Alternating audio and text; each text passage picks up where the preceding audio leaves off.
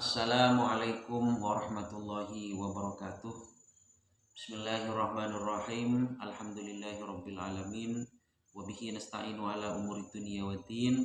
Wassalatu wassalamu ala asyrafil anbiya'i wal mursalin sayyidina Muhammad wa ala alihi wa sahbihi ajma'in. Amma ba'du. Marilah kita melanjutkan pengajian kitab Mafahim Yajib Antusohah karya Sayyid Muhammad bin Alawi Al-Maliki.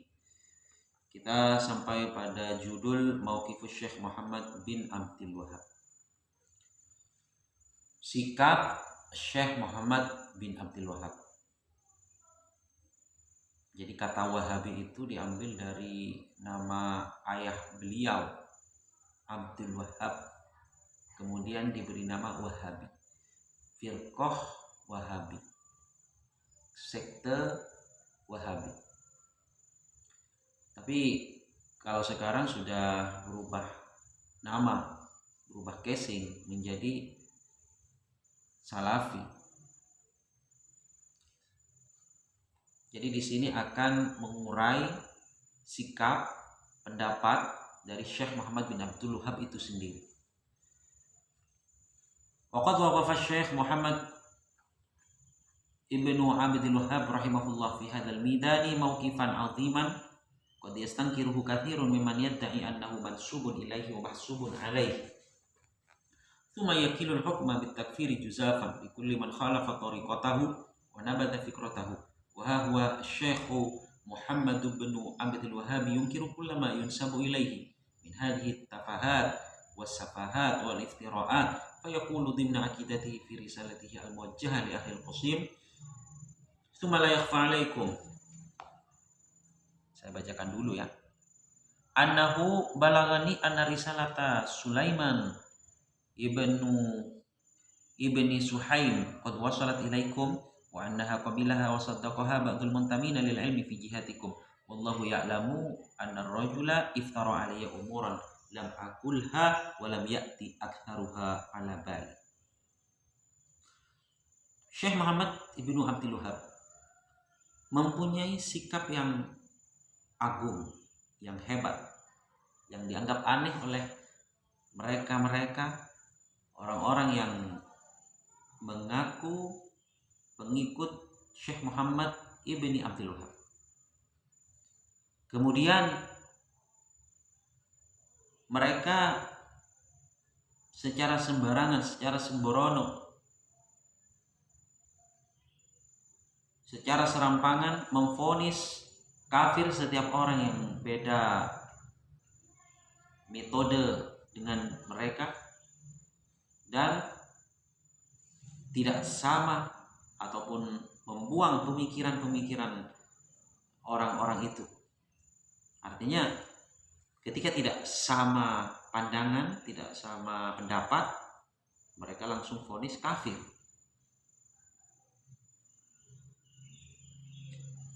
Namun Syekh Muhammad bin Abdul Wahhab ternyata memungkiri setiap pendapat-pendapat yang tidak berharga, setiap kebodohan-kebodohan, kebohongan-kebohongan itu yang dinisbatkan kepada beliau itu dipungkiri, tidak diakui oleh Syekh Muhammad bin Abdul Wahhab, tidak diakui. Kemudian beliau di dalam sebuah risalahnya yang ditujukan kepada ahli Qasim, kepada penduduk Qasim, yang mana risalah tersebut memuat akidah beliau sebenarnya. Dalam risalah tersebut dikatakan, beliau yang berkata, Syekh Muhammad bin Abdul Wahhab berkata dalam risalah tersebut, kemudian tidak samar kepada kalian bahwasanya telah sampai kepadaku bahwa kitab ataupun risalah Sulaiman bin Suhaim itu telah sampai kepada kalian.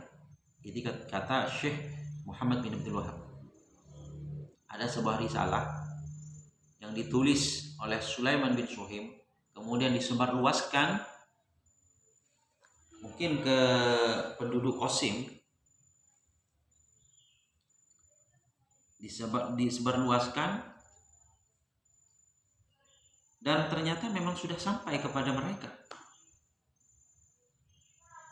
diedarkan, disebarkan kemudian diterima oleh mereka-mereka yang mengaku mempunyai ilmu, tapi langsung diterima begitu-begitu saja, dan anehnya lagi dibenarkan tanpa klarifikasi dulu.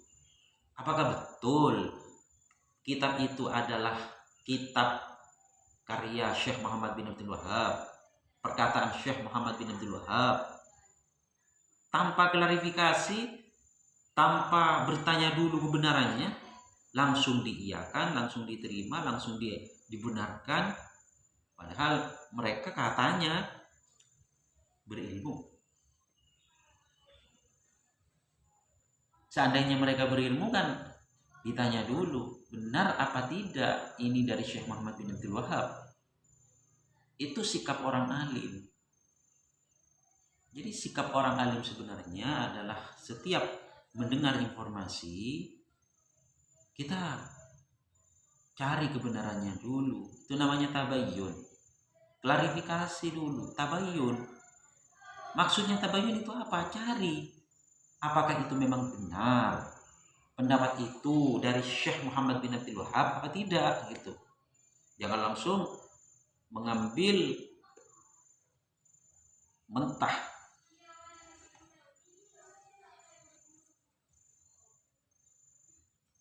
Ya Allah yang mengetahui bahwasanya laki-laki itu berbuat dusta, membuat-buat kepadaku sesuatu yang tidak pernah saya katakan, kata beliau. Dan bahkan kebanyakan tidak terlintas dalam hati saya seperti itu. Apa sebenarnya yang ada dalam kitab Risalah Sulaiman bin Suhaim yang disebarluaskan pada halayak umum, yang disebarluaskan, yang diedarkan di masyarakat Qasim ini? Ya, sebagiannya dijelaskan di sini. Faminha qauluhu inni mubtilun kutubal madzahibil arba'ah. Sebagiannya katanya saya, kata Syekh Muhammad bin Abdul Wahab, katanya menghapus, meniadakan kitab-kitab madzhabul arba'ah. Jadi kitab-kitab madzhabul arba'ah itu tidak perlulah untuk diikuti. Itu salah semua itu. Katanya dalam risalah Sulaiman bin Suhaim ini. Wa inni aqulu innan nasa min sitimiati sanatin laisu ala syai'. Dan katanya lagi, saya bilang bahwa manusia dalam 600 tahun bukan apa-apa. Jadi tidak berharga. Wa ini ada ini ijtihad. Katanya lagi, saya mengaku mujtahid. Seperti yang kita ketahui bahwa mujtahid itu adalah orang yang mengambil hukum dari Al-Quran, mengambil hukum dari hadis, itu namanya mujtahid. Dan itu adalah mujtahid mutlak atau mujtahid mustaqil. Namun kalau sekarang sudah sulit ya menemukan mujtahid mutlak ataupun mujtahid mustaqil, sangat sulit. Bahkan mungkin sudah tidak ada kalau sekarang. Yang ada hanya muqallid. Ya kalau cuma mengaku-ngaku siapapun bisa. Namun syarat untuk menjadi mujtahid itu sangat banyak. Kalau cuma mengaku bisa. Kalau sekarang itu yang yang masih tetap eksis yaitu madzhabul arba'ah, yaitu mazhab yang 4. Mazhab Hanafi, mazhab Maliki, mazhab Syafi'i, mazhab Hambali. Selain daripada itu, ini tidak mudawwan. Meskipun mujtahid selain yang 4 ini ada juga, tapi tidak terbukukan, tidak sebagaimana 4 mazhab ini. Kalau 4 mazhab ini semuanya terbukukan, sudah ada kitabnya jelas. Itu mujtahid madhab, mujtahid mutlak. Di bawahnya ada mujtahid mujtahid madhab. Kalau mujtahid madhab itu bisa mengambil dari madhab-madhab yang lain. Dari madhab Syafi'i bisa mengambil madhab Hanafi, bisa mengambil kepada madhab-madhab yang lain. Itu namanya mujtahid madhab. Ada mujtahid fatwa. Kalau mujtahid fatwa itu mengambil pendapat yang ada dalam lingkup madhabnya sendiri. Misal Syafi'i yang mengikuti meramu ataupun meracik pendapat-pendapat yang ada dalam mazhab Syafi'i itu, diracik kemudian difatwakan oleh mereka-mereka mujtahid fatwa seperti Imam Nawawi, Imam Rafi'i, itu mujtahid fatwa. Di bawahnya lagi ada muqallid, bukan mujtahid lagi, muqallid. Dan ternyata Imam Ibnu Hajar dan Imam Ramli itu masih muqallid. Apalagi kita yang bukan siapa-siapa dibanding Imam Ibnu Hajar. Kalau Imam Ibnu Hajar itu kan alim, allamah, mempunyai banyak karangan, yang salah satunya adalah seperti kitab Az-Zawajir, itu karya Imam Ibnu Hajar. Terus Al-Fatawal Hadisiyah itu juga karangan Ibnu Hajar. Ala kulli hal, untuk zaman sekarang mujtahid tidak tertutup, namun sulit untuk kita temukan mujtahid yang mutlak, mujtahid fatwa, mujtahid madhab, apalagi mujtahid mustaqil yang langsung mengambil hukum dari Al-Quran dan hadis. Menjawab semua permasalahan dari Al-Quran dan hadis itu adalah hak prerogatif mujtahid mutlak, mujtahid mustaqil. Kalau orang yang bodoh itu tidak boleh. Kalau masih muqallid itu tidak boleh langsung memutuskan hukum dengan menggunakan Al-Quran dan hadis. Kalau ada orang bilang kembali kepada Quran dan Sunnah, itu maksudnya kembali kepada Al-Quran dan Sunnah melalui faham ulama-ulama mujtahid. Tidak boleh kita kembali kepada Al-Quran dan Sunnah langsung kita sendiri yang mengambil pendapat itu bermodal terjemahan, misalkan mengambil hukum Al-Quran tapi bermodal terjemahan Al-Quran, mengambil hukum dari hadis tapi bermodal terjemahan hadis. Itu rawan salah kalau kita belajar dari terjemahan, itu rawan salah.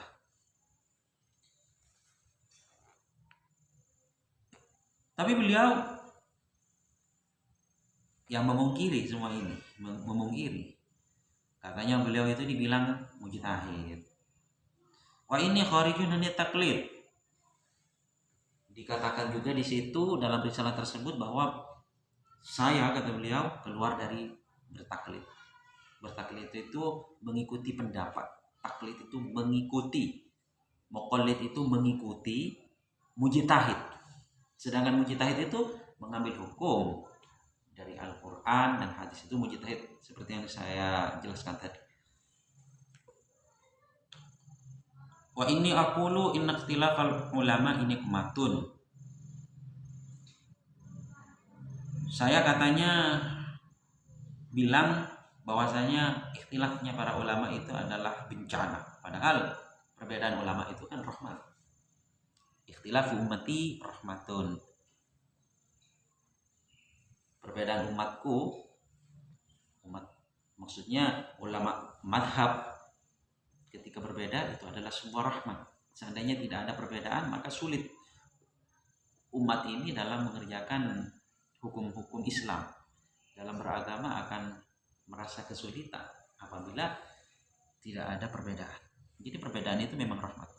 Tapi di dalam risalah Sulaiman bin Suhaim ini dikatakan bahwa Syekh Muhammad bin Abdul Wahab mengatakan ikhtilaful ulama nikmah. Perbedaan ulama adalah bencana, katanya. Wa inni ukaffiru man tawassala bis shalihin. Katanya saya mengkafirkan orang yang bertawassul kepada orang-orang soleh. Wa inni ukafirul musiri liqaulihi ya akramal khalqi maliman aludhu bihi siwaka inda hululil hadisil amimi maulaya salli wa sallim daiman abada ala habibika khairil khalqi kullihimi. Itu dalam kitab Burdah ada. Itu katanya saya mengkafirkan Imam Busiri gara-gara membuat syair itu. Kafir, kenapa kok bisa kafir? Karena minta pertolongan kepada Nabi Muhammad. Ya akramal khalqi, wahai makhluk yang paling mulia. Maliman aludzu bihi. Saya tidak mempunyai perlindungan lagi. Siwaka, kecuali engkau. Indah hululil hadisil amimi, ketika datangnya huru hara yang ya pada waktu hari kiamat itu. Jadi ketika hari kiamat akan ada huru hara, akan ada apa istilahnya ya, huru hara itu maksudnya kesusahan. Jadi di waktu itu orang pada susah, pada semrawut, pada sedih, pada takut, sehingga tidak ada pertolongan di waktu itu kecuali engkau, wahai makhluk yang termulia Rasulullah Shallallahu Alaihi Wasallam. Itu katanya kafir karena apa namanya? Karena minta pertolongan kepada selain Allah. Itu katanya ada yang ada dalam kitab Risalatu Sulaiman bin Suhaim. Wa ini aqulu lam aqdiru ala hadmi kubbati Rasulillah sallallahu alaihi wasallam la hadamtuha. Katanya lagi, seandainya saya itu bisa untuk menghancurkan kubahnya Rasulullah sallallahu alaihi wasallam, maka akan dihancurkan. Walau aqdiru 'alal Ka'bah la akhadtu mizabaha wa ja'altu laha mizaban min khashabih. Seandainya saya bisa ataupun menguasai Ka'bah, maka saya akan mengambil mizab. Mizab itu apa ya istilahnya? Kalau Maduranya itu pancoran. Jalannya air yang ada di atas itu. Itu mizabnya itu terbuat dari emas yang bernama multazam itu ya. Multazam di situ katanya seandainya bisa untuk menguasai Ka'bah, maka mizabnya itu diambil, pancorannya itu diambil, kemudian diganti dengan kayu. Wa inni uharrimu ziyarata qabrin Nabi sallallahu alaihi wasallam. Katanya lagi, saya itu mengharamkan ziarah kubur Nabi Muhammad sallallahu alaihi wasallam. Wa inni unkiru ziyarata qabril walidaini wa ghairihima. Katanya lagi, saya mengingkari ziarah kubur terhadap orang tua dan lain sebagainya. Wa inni ukaffiru man halafa bighairillah. Saya juga katanya mengkafirkan orang yang bersumpah dengan selain Allah. Wa inni ukaffiru Ibn al-Farid wa Ibn al-Arabi. Katanya lagi saya mengkafirkan Ibn al-Farid dan Ibn al-Arabi. Wa inni uhriku dalailil khairat wa rawdar rayahin wa usammihi rawdash syayatin. Katanya lagi saya membakar kitab Dalailil Khairat dan kitab Raudhur Rayahin dan mengubah namanya dengan Raudhus Syayatin. Jawabi an hadhil masail ana aqul subhanaka hadza buhtanun azim. Jawaban saya dari masalah-masalah ini, kata Syekh Muhammad bin Abdul Wahhab, saya katakan Subhanallah, maha suci Allah, ini adalah fitnah yang keji, fitnah yang besar. Wa qablahu man bahata Muhammadan sallallahu alaihi wasallam annahu yasubbu Isa ibna Maryam wa yasubbu salihin fatashabahat qulubuhum biftira'il kadhib wa qawli zur. Sebenarnya sebelum saya juga pernah terjadi kepada baginda Nabi Muhammad sallallahu alaihi wasallam, di mana Rasulullah sallallahu alaihi wasallam juga difitnah mencaci maki Nabi Isa bin Maryam, mencaci maki solihin, orang-orang soleh.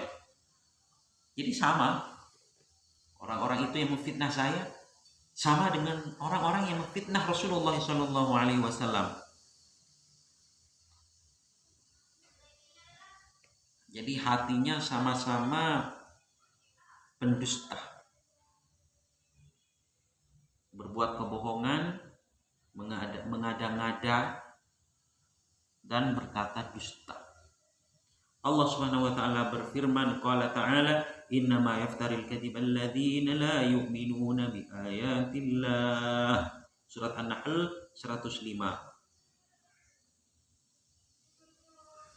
Hanyalah orang yang berbuat dusta, mereka orang yang tidak sama sekali tidak beriman kepada Allah Subhanahu wa taala. Bahatuhu sallallahu alaihi wasallam bi annahu yaqul innal malaikata wa Isa wa Uzairan finnar. Mereka memfitnah Nabi Muhammad sallallahu alaihi wasallam bahwasanya Rasulullah sallallahu alaihi wasallam bersabda, malaikat dan Nabi Isa dan Uzair semuanya berada di dalam neraka. Itu fitnah keji yang dituduhkan kepada Rasulullah Sallallahu Alaihi Wasallam. Jadi orang-orang yang selalu memfitnah orang lain, memfitnah sesama Muslim, difitnah, itu namanya buhtan, fitnah, buhtanun azim, fitnah yang keji.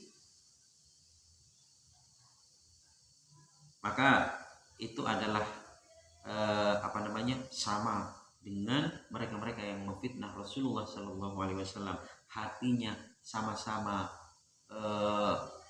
pembuat dusta. Fa'anzalallahu fi dzalika innal ladzina sabaqat lahum minnal husna ulaika anha mub'adun. Surat Al-Anbiya ayat 101. Sesungguhnya orang-orang yang telah mempunyai ketetapan baik dari Allah, mereka itu akan dijauhkan dari api neraka. Jadi orang-orang yang telah yang akan diberi kebaikan oleh Allah, yang sudah ditetapkan takdirnya bahwa dia akan menjadi orang yang beruntung, orang yang selamat di akhirat kelak, mereka itu akan dijauhkan dari hal-hal yang menyebabkan diri mereka masuk ke dalam neraka. Akhirnya di dunia ini mereka akan melakukan hal-hal kebaikan, melakukan ibadah, amal kebaikan, mencari ilmu, menjauhi hal-hal yang dilarang oleh Allah. Jadi di dunia itu akan bertakwa kepada Allah, menjauhi larangan-larangan Allah, dan mengerjakan perintah-perintah Allah. Itulah mereka-mereka yang akan dijauhkan dari api neraka. Innal ladzina sabaqat lahum minnal husna ulaika anhum mub'adun. Mungkin itu saja yang bisa kami sampaikan. Kurang lebihnya mohon maaf. Terima kasih atas segala perhatian. Wallahul muwaffiq ila aqwamit thoriq. Wassalamualaikum warahmatullahi wabarakatuh.